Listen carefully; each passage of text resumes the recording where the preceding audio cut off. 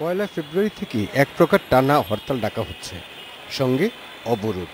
তবে কর্মসূচির কার্যকারিতা দিনে দিনে কমে আসছে। দৃশ্যপট আরও বদলে যায় ৩ সিটি কর্পোরেশন নির্বাচনে তফসিল ঘোষণা হওয়ার পর। ২৫ মার্চ প্রথমবারের মতো হরতাল কর্মসূচি থেকে সরে আসার ইঙ্গিত পাওয়া যায়। ওই দিন এবং পরদিন হরতাল ডাকা হয়নি।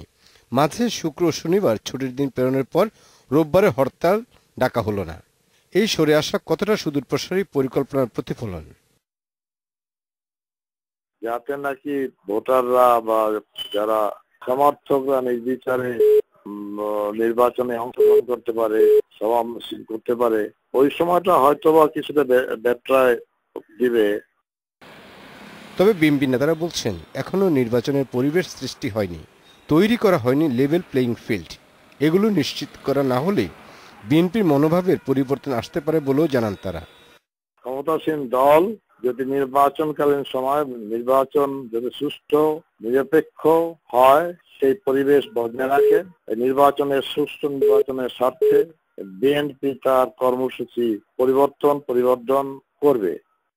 গেল ৩ জানুয়ারি রাত থেকে গুলশান কার্যালয়ে আছেন খালেদা জিয়া।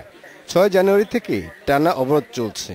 এটি অব্যাহত রাখার কথা বলা হয়েছে বরকতুল্লাহ বুলুর সর্বশেষ সংবাদ বিজ্ঞপ্তিতে। Shahabuddin Chowdhury, independent news, Dhaka.